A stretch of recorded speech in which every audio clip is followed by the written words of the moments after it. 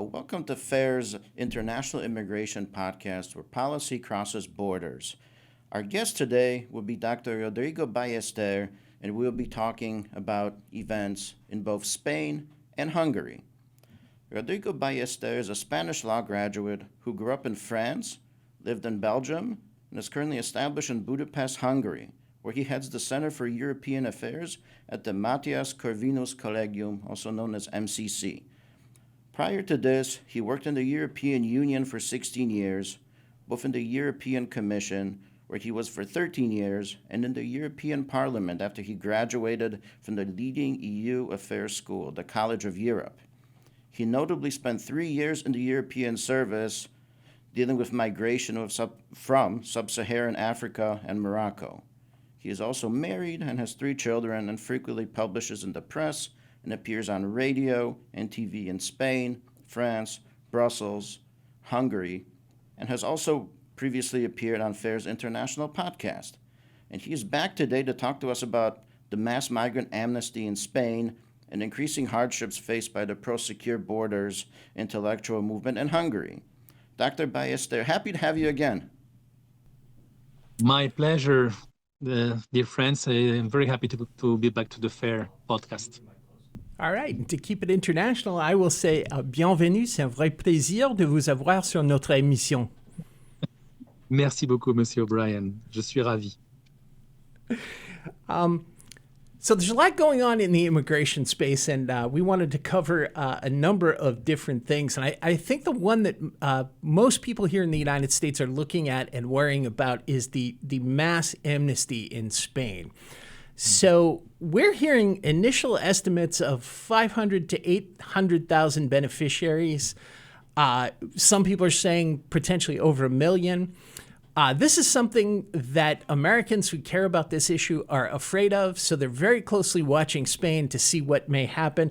Can you brief us on the status of the measure and how it is working out in practice? Yes. You know, what is very telling is that we already discussed this amnesty in my latest appearance in your podcast. And we warn about, like possible abuses, frauds, and the fake numbers that actually will be multiplied. And this is exactly what happened. So within 2 months, now we have already some figures that basically confirmed all the fears we already expressed. According to the Spanish police, so some newspapers were quoting like the hierarchy of the Spanish police and some trade unions of the Spanish police. The number of applications is 1.3 million. So from 500,000 to almost 3 times more. So the reality is tripling the forecast. So now we speak about 1.3. That will be the final result. And why? This is also something that we mentioned already last time. Because of family reunification. Once those illegal migrants are regularized, they are entitled to family reunification. According to the Spanish law, they could bring their spouses, the vast majority of the cases their wives, children, sometimes even parents, and sometimes even parents-in-law. And so the average of the police says basically let's multiply by 3 the initial numbers. And so if the initial numbers already, like the raw regularizations go far beyond 500,000, and let's say 800,000, then you multiply that by 3, and this is what you will get at the end. So at the end, it will be even more than this 1.3 million that the police forecast, are already displaying. It will be far more. Plus, other aspects that are equally worrying, is that you have a massive fraud. According to the police as well, it seems that at least 400,000 of those 1.3 million applications come from other countries. So from illegal migrants that are probably in France, in Portugal, maybe in Germany, in Belgium, and who travel to Spain only to, be integrated into this regularization process. And so it's a massive fraud. And given that the conditions are extremely permissive, like the criteria to be eligible for this regularization are so permissive, it's very easy actually for migrants from all over Europe to come to Spain and get the papers from Spain. I remind you that the only conditions are to be in Spain on the 1st of January 2026, to have a residence for 5 months. That's it. No contract, working contract, nothing, just to show, to prove that you were residing in Spain for 5 months. 5 months, it's nothing. And to have no criminal records. And as we said last time, John and Pawel, I mean, it's very easy to fake criminal records. If you're a Pakistani migrant in Spain, illegal migrant, you're not going to ask for criminal records from Islamabad. You will never get them. So at the end, again, you will give a fake document. Not to mention also the fake kinship certificates that will appear just to show indeed that you are eligible for this family reunification criteria. So all in all, and this is only the tip of the iceberg, it will be an immense chaotic process. One that is going to bring problems to Spain, problems to the public services in Spain dealing with them, and also maybe we can also speak about it to the rest of the European Union, especially the Schengen area. So why is the Spanish government doing this, particularly given that even the EU is telling Spain to apply the brakes and Brussels is expressing concern? You know you have a serious problem on your hands when even the EU is telling you you're a little bit too enthusiastic and gung-ho on mass migration. It's absolutely true. Some governments and a lot of members of the European Parliament protested, some of them with a lot of energy and a lot of discontent at that measure. And so that's, as you said, is very telling. It says a lot. You know, I've been asking myself otherwise, why is the Spanish government doing that? Why? Because it's such a chaotic nonsense that, again, I mean, this question is like, who does it benefit? And I don't find an easy answer. Still, let me give you some hints. The first thing is out of ideology. As we all know, migration is, among other things, an ideology. Some people believe that borders should be abolished and nations should be dissolved and traditions should stop to exist. And basically the world should be like a big melting pot without no one melting, actually. So, you know, it should just be a pot of individuals. So that explains one thing. Don't forget that when Pedro Sanchez entered into power in 2018, and this is important, the very first meeting he had, so after 48 hours in power, the very first was with George Soros. He received George Soros in the presidential palace in Spain, in La Moncloa, a couple of days after he was not elected, after basically he took the power. Second, they claim, the Spanish government says that this is good for the economy because, of course, you have this statistical effect that once you regularize people, I mean, the GDP is growing, but not the GDP per capita. So the pie is not growing. You just have to, basically, again, it doesn't bring any individual benefits, but the economy will have this very fake and very misleading, like growth. It is a totally fake growth. Third, they say that, yeah, of course, it's for human rights and to give a chance to everyone. And then fourth, and this is also important, is because sooner or later, those regularizations will have an electoral impact in Spain elections. And this is another point that we should really, really touch upon. It's very important. It has indeed a big impact on the Spanish elections. So let's go step by step. The next elections in Spain are due next year, basically, like the first half of 2027. Those regularized migrants will not vote there because it takes like 2 years to get the citizenship. So those 1.3 will not be eligible for the next elections, but they could be for the next ones to start with. And in parallel, what people don't know is that there is another legislation enacted by the socialist prime minister in 2024 that is now having the effects. And this is what we call the law on the historical memory. It's basically a legislation meant to divide Spanish people again about the Civil War. And according to this legislation, the grandchildren of the political exiles, the ones that left Spain, I don't know, in 36, in 37, in the 40s, basically, are entitled to get the Spanish citizenship. That's already controversial, but why not? The problem is that this law has been totally distorted so that anyone in South America can, almost anyone, or with very lenient permissive criteria, can apply for Spanish citizenship. You know how many applied already? 2.45 million. So almost 2.5 million people in South America apply for Spanish citizenship. 500,000, so 545,000 to be precise, already got it. And from those 445, 300,000 already are on the electoral lists. So that means that in the next Spanish elections, the third largest Spanish city after Madrid and Barcelona will be Buenos Aires. It will be Buenos Aires.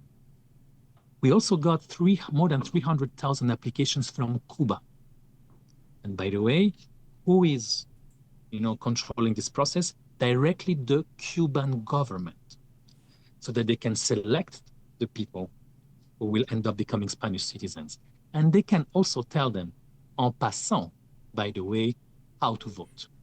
And in the Spanish system, if those new voters can vote in some specific provinces for some specific local elections, so seats basically, quite a few that are normally tied and will be decided for, by a handful of votes could, be decided in favor of the Socialist Party. So will we have fair elections in Spain in 2027 and in 2031? This is the question. So far, the electoral census will be massively adulterated, massively changed, especially in the long run, but already in 2027, next year, with these 445 people who already got the citizenship. But imagine in 5 years, with those 2.45 million people who applied for the citizenship and most probably will get it. This is indeed, it's a legal coup, basically. So you've already mentioned that this has begun to attract people to Spain specifically to benefit from this program. I would assume there is also a significant amount of fraudulent applications going on at the same time.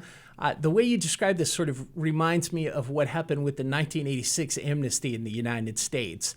And a lot of that was driven by agricultural workers. They had a thing called the Special Agricultural Worker Program. And I, about 10 years after that, graduated law school and went to work as an immigration officer. And we saw applications that were filed by people who claimed to have been picking strawberries in Massachusetts in February and climbing up the strawberry trees to do it. So this is the kind of craziness that this generates. And I'm just curious to see if the Spanish government is finding the same kind of just blatant fraud associated with the applications being submitted. Well, the question is whether they will care if they find them. Because one of the details as well is that all this regularization process is not monitored mostly by the police and the police authorities, but by the government, and concretely the Ministry of Migration, which is also in charge of inclusion. So in Spain, the Ministry for Migration is the Ministry for Migration and Social Security, so welfare state.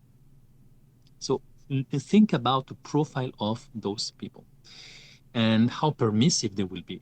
So I don't have concrete examples of like the ones you mentioned about the strawberries that are absolutely grotesque, but for sure, I mean, the Spanish police already spoke about those 400,000 fraudulent applications coming from migrants that were not even living illegally in Spain, but were living illegally in other countries. When it comes to the antecedents, to the criminal records, it's extremely easy to fake them, as we say. And then third example I wanted to give is that it has been reported already widely in the press that some of the people who requested the Spanish citizenship on the basis of this civil war legislation, this law of historical memory, I mean, it was shown that their grandparents or their great grandparents immigrated far before the war. far before the war. So that's nothing to do. It had nothing to do with the civil war situation, and still, on the basis of that legislation, they were able to get Spanish citizenship. So now Spanish citizenship in South America, especially in Argentina and in Cuba, is basically, something that is very easy to get. Very easy to get. It's almost like just show that your ancestors were somehow Spanish, and that's enough in certain cases. And of course, most of them were Spaniards, as we all know. Okay, so now let's pivot over to Hungary. What's happening there. Hungary, along with countries like Poland in Central and Eastern Europe, has been more on the right side of the issue, has taken a much tougher stance on mass migration in general, especially illegal migration. And Hungary and your institution, the Mathias Corvinus Collegium, really have been punching above their weight for many years when it comes to helping lead this movement for secure borders and against illegal mass migration in Europe. But now Hungary just had an election, and the liberal coalition ousted the Orban government. Now there's a new prime minister, Peter Magyar, and they are going after trying to shut down the MCC and other organizations. So is this just a matter of partisan spite, and I guess you could call it anti-Orban derangement syndrome? And in a larger sense, how do these reprisals affect the anti-mass migration movement in Hungary and in Europe?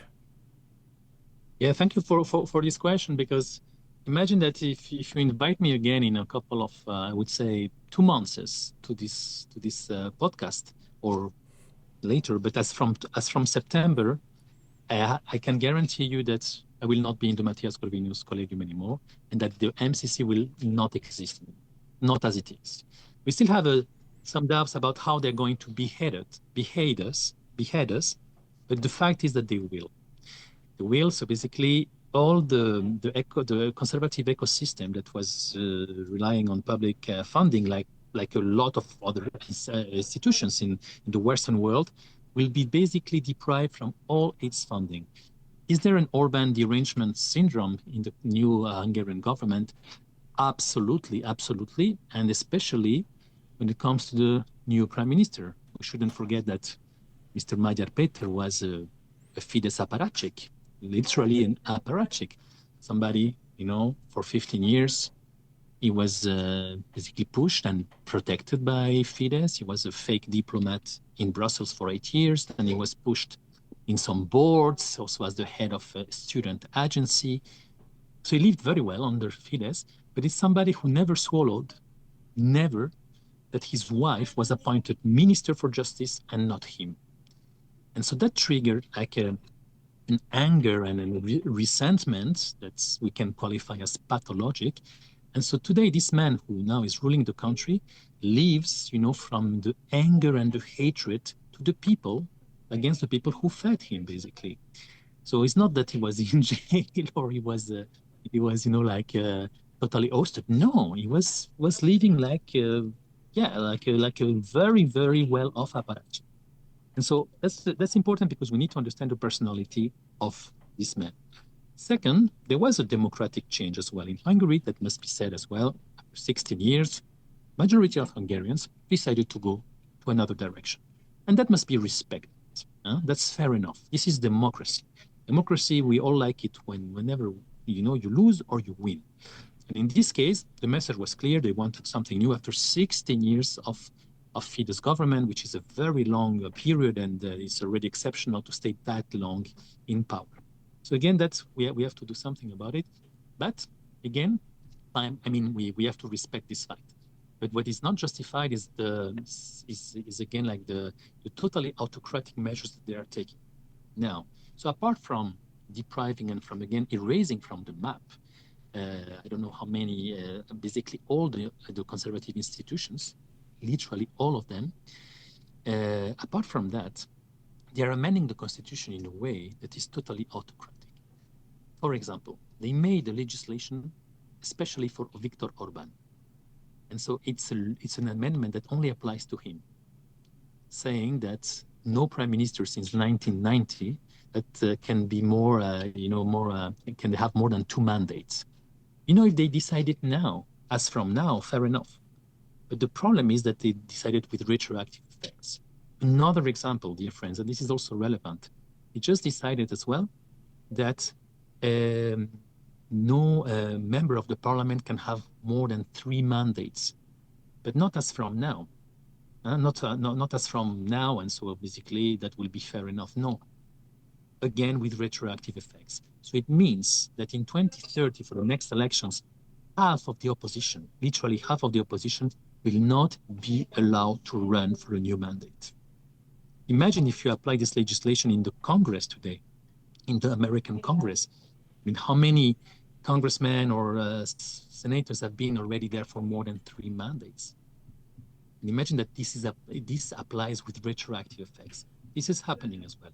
Third one, they will sack on Monday, basically. They gave 5 days to the president of Hungary. President of Hungary is different from the prime minister. Huh? The president of Hungary, so they gave him 5 days to kick him out. Basically, they forced him to, not to resign, but literally to kick him out. The president has very few powers in Hungary, very few. He's a man who, can maybe delay a little bit the adoption of legislation. It's mostly like a protocolar role. And still, out of anger and out of their autocratic pulse, they amended the constitution only to sack him. So they don't want checks and balances. They are not respecting the balance of the institutions or anything. They want it all, and they want it now. And the question is, what is the European Union doing about it? Nothing. And when they do something, is to clap, is to call it the restoration of the rule of law, as they did in Poland. And so here again, the European dimension is very important, because for years, they attacked Hungary.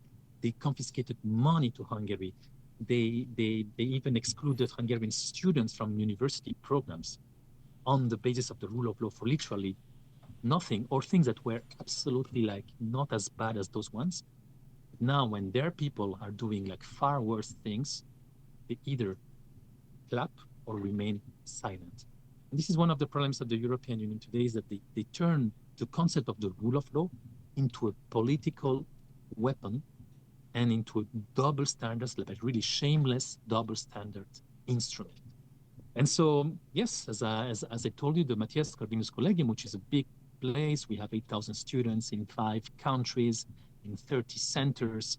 We give them scholarships. We basically care about those who have from humble backgrounds and things like that. It will be, most likely it will disappear, because they will say, we take back all the public money. And so that's basically, it means the end of it. So this is what is happening now in Hungary. When it comes to migration, the current government is not radically changing the approach to migration of the former government for the time being. But remember that Hungary had this absolutely infamous case of the European Union against Hungary, whereby Hungary has to pay 1 million euros per day, basically to control its border. So if you give me 1 minute, I just can explain the details of this case. The reason why Hungary was sentenced is because Hungary said you can only apply for asylum outside the EU territory. So from Serbia, for example, but not in, because we all know that once you're in, it's almost impossible to get you out. And we also know that the vast majority of the asylum requests are fraudulent. And so Hungary said, no, you do it outside. And for that reason, it was a very long legal process, but at the end of the day, the European Court of Justice ended up sentencing Hungary for this ridiculous amount of money. In those proceedings, how much money did the Commission ask as a fine? The Commission there was more reasonable, and they calculated a fine. And they said, well, given the infraction and the infringement of the law committed by Hungary, we suggest, dear court, that Hungary should be fined with 16,000 euros a day. 16,000 euros a day. And instead of 16,000, the court says, let's multiply that by 64.5. Let's make it 1 million. Can you think of a court of justice that multiplies a proposed sanction by the plaintiff by 64.5? From 16,000 euros to 1 million? This is exactly what happened here. Can we rely on this European Court of Justice? No. And indeed, for them, migration remains an ideology. Migration remains something that cannot be questioned. So that's why you can get such a horrible and totally disproportionate fine. What will the new Hungarian government do in order to stop this situation? Probably comply with this legislation, with the case law, so with the judgment, and allow asylum seekers to request asylum inside Hungary. We don't know yet, but that's very likely. And if they do that, then they will open Pandora's box. So let me ask you, is it worth the money that Hungary's paying, and is it preserving Hungary's culture and way of life? If you were to step outside the door here where Pawel and I are sitting, probably every third person that you would see is somebody who clearly is a recent migrant to the United States. That has not typically been the pattern throughout U.S. history. When I graduated from college in this area, I went to college in Baltimore. My brother went in Washington. And so I spent a lot of time in Washington in the late 80s and early 90s. And then probably, every 10th person you encountered on the street was somebody who was not from the U.S. Most of them were diplomats. A small number of them were migrants, but it was still pretty much a primarily American city. That has changed. So I'm curious as to whether Hungary has managed to stem the tide by pushing back against the European Union and by paying this fine, and has it been worth it for Hungary? Mm-hmm. Hungary is definitely a much more European and homogeneous society than anything you can witness in Western Europe. You compare Budapest to Vienna, it's 2 hours drive, 2.5 hours drive, and it's night and day. Compare it to Paris, it's even more the case. Brussels, I don't even tell you. Amsterdam, Rotterdam. Of course, here in Hungary, it's much more homogeneous. It is first because indeed the former government had a very strict migration policy. It's also because Hungary has never been really a country of destination for migrants. You have very few diasporas. I mean, you do have some, for example, Chinese so in the past you had some Syrians, for example, in the past, not so far before the Syrian war. But it has never been, let's say, you never had this factor of the diasporas. As we all know, diasporas are an attracting factor, a very, very important one. And so you don't have that here. And also the fact that they're protected by another feature that is interesting is their language. I mean, Hungarian language is so damn difficult to learn. It's one of the most difficult to learn in the world, really. That again, it also protects them somehow. But of course, the government did a lot because of that. I mean, their very, very strict anti-migration, illegal migration policies were actually very, very effective. I don't think this is going to change in the near future, to be honest, because really the vast majority of Hungarian society agrees with that position. They don't want illegal migration. And so it will be a political suicide for the new government to, massively open the gates. I don't think they will do it. And so let's see, we should wait 2 or 3 years to know what they do. But in principle, again, they are not so stupid as to totally contradict the vast majority of their society, even if the European Union put them under pressure. And also, let's be honest, the European Union is changing on migration. Since they perceive that now migration is the most important political topics for European citizens. And they know that, basically their fate will be sealed on that question. The tide is turning, basically, and the tables are turning as well. So now all the same elite that was so keen about migration now is changing. So I don't think, again, that now the new government of Hungary will be put under pressure. Because, again, now you have a new political paradigm, at least when it comes to migration in Europe. Again, pressure is such from the citizens that policies are changing. Recently, the European Union approved a new regulation on forced return that is much tougher than anything they had before. That's a good sign. But as we advocated in a report that we drafted a couple of months ago called Taking Back Control. We still believe that the best solution to tackle illegal migration and the problems of migration in general in Europe will be for the European Union to stop doing a lot of the things they do and to give back competences to the member states and for member states to take back control. I think this is a much more radical solution and one that will be much more effective.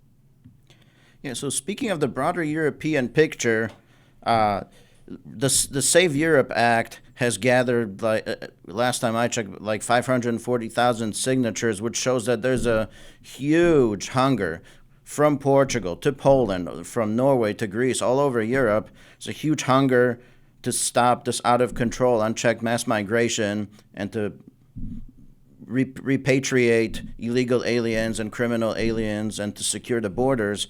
So do you see hope? Do you have some hope for Europe at this juncture? Well, let me tell you first about this initiative. It's a very important and iconic initiative because it comes from what we call a European Citizenship Initiative. So you have a mechanism in the European Union that if you gather, that allows you to present a draft legislation, it allows you to ask the European Commission to table a legislation if you get 1 million signatures. And so far in a couple of months, they already got 500,000. So they will get this 1 million. But at the end, you put it on, you ask, then the Commission is obliged to give you an answer. And the answer can be, it's not within our competences. We are already doing some of the things you're asking, so we don't do it. Or it can also be, this is contrary to European values. And actually, they already said it. So the European Commission already reacted to this petition saying, to ask what you ask goes against the European values. Remigration goes against the European values. And this is the how politically important this initiative is, because I don't think it's going to lead to concrete legislation, but it's going to do noise. And it's going to, again, to put the European Union in front of its responsibilities and its, contradictions. So for the European Commission, they said it black on white. They said it black on white again to ask, for example, for remigration is something that goes against European values. Yesterday, not later than yesterday, the promoters of this initiative went with some to the European Parliament to give, the papers, basically 500,000 signatures. So they came, with some, carriages or whatever you call it, and actually the police barred them. You have footage of that on the internet. So the police blocked 10 people with carriages full of papers. And the police, you had 10 Belgian policemen there blocking them. Why? Because the mayor of Brussels was nothing to do with that, but the mayor of Brussels decided, that this is fascism and this is extreme right. And they even blocked those 10 guys. One of them was a member of the European Parliament. So this is how hysterical they get and how fanatical they get about a political initiative that actually represents, to a large extent, what most of the European citizens believe about immigration. Yeah. So at this point, on that cautious note, Europe is definitely at the crossroads right now, and there are obviously major decisions to be made and that have to be made. But Dr. Ballester, thank you so much for enlightening us today. My pleasure. We really appreciate it. And thank you also for giving us the floor on what is happening in Hungary, because people should know. So thank you very much. Well, as always, it's a pleasure, and hopefully sometime soon we will see you in Europe. Yes, or somewhere else as well. But indeed, this is not the last time we meet. This is only the beginning. Thank you. And folks, that was today's episode of FAIR's International Immigration Podcast. If you'd like to learn more about FAIR, please visit www.fairus.org. Thank you so much.